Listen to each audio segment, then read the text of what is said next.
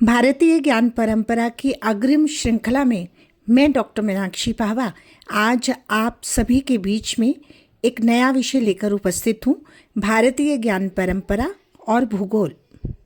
भूगोल एक जीवंत और व्यापक ज्ञान का स्रोत रहा है। भारतीय ज्ञान परंपरा में भूगोल केवल धरती के रूप रंग का अध्ययन नहीं, बल्कि जीवन और चेतना का आधार रहा है। प्राचीन भारतीयों ने प्रकृति को समझकर उसके साथ सामंजस्य स्थापित किया और उसी के अनुरूप अपनी सभ्यता का निर्माण किया। कहीं वेद, पुराण और महाकाव्यों में पृथ्वी, नदियाँ, पर्वतों का वर्णन मिलता है, तो कहीं जम्बू द्वीप, सप्तद्वीप आदि की अवधारणाएं प्राचीन भूगोल को दर्शाती हैं। यह केवल पृथ्वी के भौतिक स्वरूप का अध्ययन नहीं, बल्कि जीवन, संस्कृति, धर्म और विज्ञान से भी उतनी ही गहराई से जुड़ा है। प्रकृति के साथ सामंजस्य को स्थापित करता है भारतीय ज्ञान परंपरा में रचा बसा भूगोल। भारतीय ज्ञान परंपरा में भूगोल का उद्देश्य प्रकृति के साथ संतुलन बनाना था। नदियाँ, पर्वत, वन आदि को देवत्व प्रदान किया गया, जैसे गंगा, हिमालय। इससे पर्यावरण संरक्षण की भावना विकसित हुई। प्राचीन सभ्यताएं नदियों के किनारे विकसित हुई। भूगोल ने नवीन जीवन शैली, पहनावा, खान पान और परंपराओं को प्रभावित किया और विभिन्न क्षेत्रों की स्थानीय संस्कृति भौगोलिक परिस्थितियों पर आधारित भी रही। और अगर बात करें कृषि की, तो कृषि पूरी तरह से जलवायु, मिट्टी और वर्षा पर निर्भर थी। मॉनसून का ज्ञान प्राचीन भारतीयों को बहुत ही अच्छी तरह से था।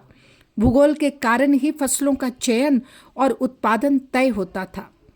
वैज्ञानिक दृष्टि से विकसित होने के साथ साथ जब पूर्ण विकास मानवीय सभ्यता में नहीं था विज्ञान का, तब पुराने लोग जानते थे, ये इसी ज्ञान परंपरा की धरोहर थी उनका ज्ञान, कि वो जानते थे कि किस जलवायु में, किस तरह की मिट्टी में और किस वर्षा में कौन सी फसल कब उगाई जा सकती है।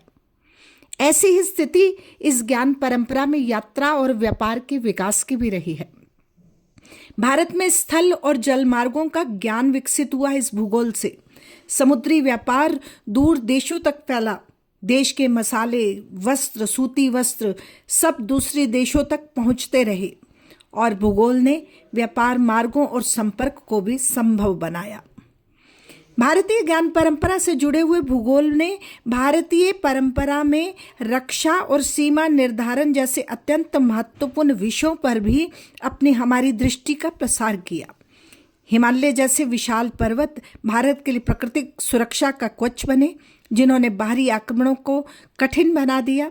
पश्चिम में थार मरुस्थल और दक्षिण में महासागर ने भी देश की सीमाओं को सुरक्षित किया।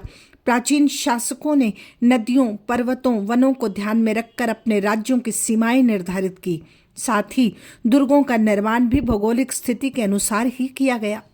इस प्रकार भूगोल ने न केवल सीमाओं को स्पष्ट किया, बल्कि सुरक्षा व्यवस्था को भी मजबूत आधार प्रदान किया। इस ज्ञान परंपरा में भूगोल का धार्मिक और आध्यात्मिक महत्व भी है। नदियाँ, पर्वत और तीर्थस्थल धार्मिक रूप से महत्वपूर्ण थे, और तो और 4 धाम यात्रा जैसे मार्ग भूगोल से ही जुड़े, और भूगोल ने ही आध्यात्मिक जीवन और तीर्थ परंपरा को आकार भी दिया, जो हमारी ज्ञान परंपरा में पूर्ण रूपेण सुरक्षित है। इस ज्ञान परंपरा से जुड़े हुए भूगोल ने सामाजिक जीवन पर भी अपने प्रभाव अंकित किए। विभिन्न भौगोलिक क्षेत्रों में रहने वाले लोगों की भाषा, वेशभूषा, खान पान अलग अलग थे। इससे भारत की विविधता में एकता की भावना विकसित हुई और निष्कर्षतः हम इसी तथ्य पर पहुंचते हैं कि भारतीय ज्ञान परंपरा में भूगोल केवल भौतिक ज्ञान नहीं था, अपितु जीवन का आधार था। यह प्रकृति, संस्कृति, अर्थव्यवस्था, धर्म और विज्ञान सभी से जुड़ा हुआ रहा। इसलिए भूगोल भारतीय जीवन का अभिन्न और अनिवार्य अंग रहा, और कहा जा सकता है कि भारतीय ज्ञान परंपरा में तो प्राण तुल्य रहा। धन्यवाद।